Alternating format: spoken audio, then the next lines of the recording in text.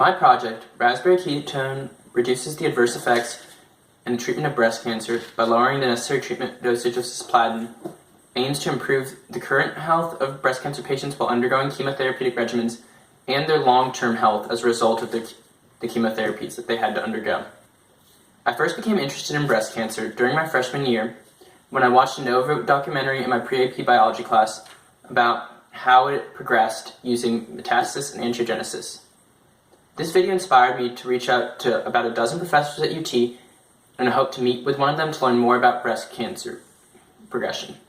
As a result of the one meeting I ended up getting in the end, I obtained a position in Dr. DeGraffenried's lab at the University of Texas at Austin, and I've been working in that lab ever since the beginning of my sophomore year. I decided to work on my current project to make breast cancer treatment safer after witnessing my godmother go through breast cancer treatment. She seemed a little bit more ill and a little less peppy than she normally is, and that made me think that if I could find a safer treatment, she could have been happier through her treatment process.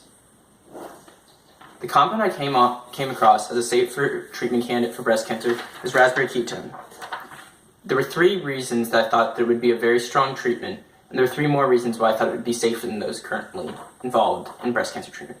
The 3 reasons I thought it would be a strong candidate for breast cancer treatment were: 1, it's a phenolic compound. Plant phenolics are known to have inhibitory effects on breast cancer progression due to the genes they've been found to regulate.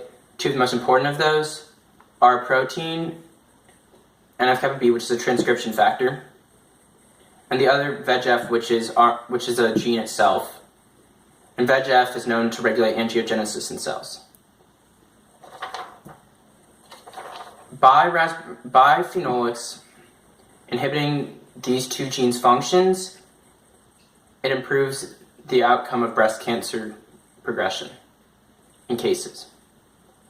The reason I believe that ketones would be an effective compound group to treat breast cancer is they have been found to inhibit glycolysis in cells.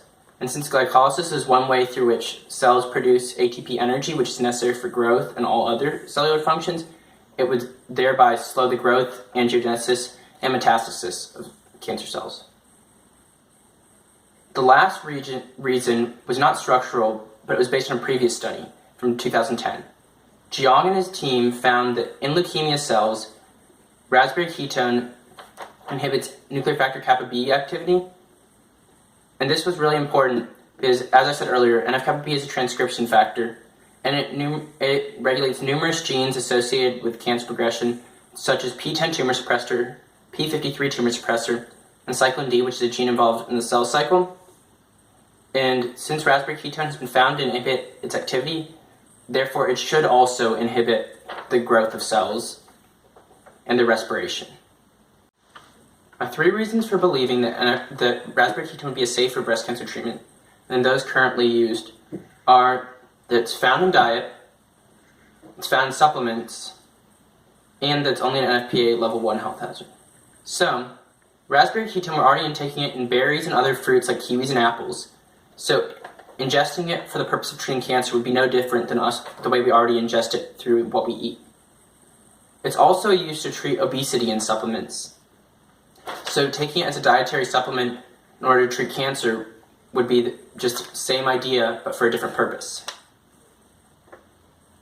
Also, most of the current breast cancer treatments are NFPA rated level 2 health hazards or level 3 health hazards. And many of them also are mutagens, can cause kidney failure, and some of them are even carcinogens themselves. Raspberry ketone has none of these health problems, and that's a good reason for it being a strong treatment candidate. So breast cancer currently has an 83% survival rate, which is pretty high. But many people are experiencing adverse effects while experiencing these treatments, and that 17% is often caused by drug resistances developing in cells to these modern treatments. 2 of the most commonly used compound classes to treat breast cancer are taxanes and platinum-based compounds. And platinum-based compounds are extremely prone to cells developing resistances to them. If a doctor is to accidentally prescribe too high a dose of platinum-based compounds to treat breast cancer, it will lead to degradation of high affinity copper uptake protein 1, or CTR1, and this protein is the protein responsible for uptaking platinum-based compounds. So if that gets degraded in the cells, the platinum-based compounds used to treat cancer will no longer work, basically making the chemotherapeutic regimen useless, on top of it being harmful, due to them being level 2 and 3 health hazards. Raspberry ketone helps to solve this problem because it lowers the necessary dosage of these platinum-based compounds necessary to treat breast cancer, and on top of that, it also is safer than these compounds. So,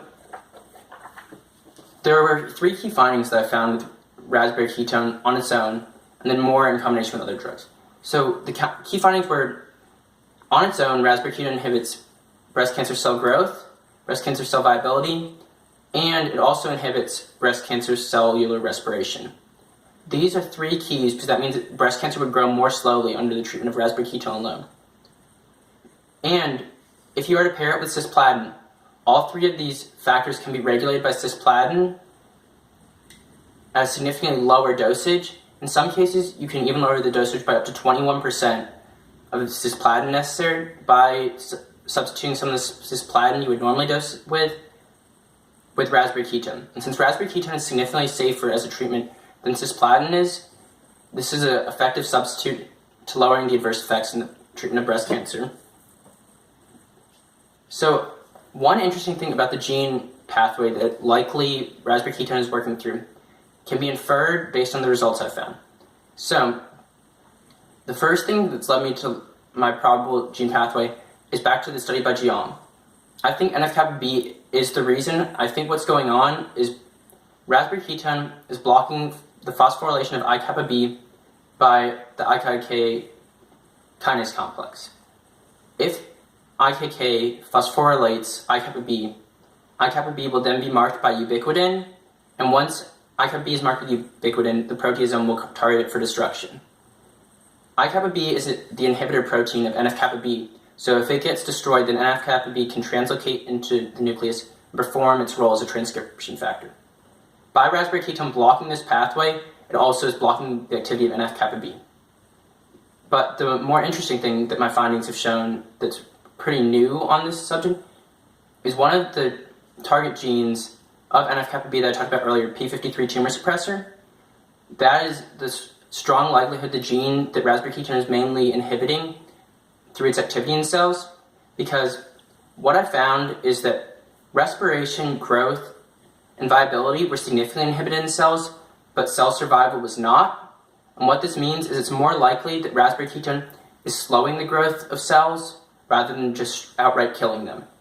And since P53 is a tumor suppressor, it would support that idea.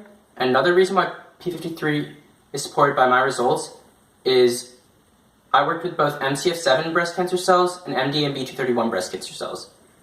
MCF7 breast cancer cells are luminal A, and MDMB231 breast cancer cells are basalic. The MCF7 breast cancer cells have a wild type P53, so therefore it should be more effective as a tumor suppressor when it's upregulated. It's mutated in MDMB231s. Since I was seeing greater suppression of viability, respiration, and growth in MCF7s, it's likely that that's the main target gene of NF-kappa B being influenced by raspberry ketone regulating NF-kappa B. But now back to the main point, which was that since raspberry ketone can be used to reduce the dosage of cisplatin and other breast cancer treatments in chemotherapeutic regimens for treating breast cancer, it helps reduce the adverse effects caused by breast cancer treatment regimens and also make them safer and improve long-term health outcomes. So therefore, through the incorporation of raspberry ketone into chemotherapeutic regimens, the adverse effects experienced by breast cancer patients can be reduced.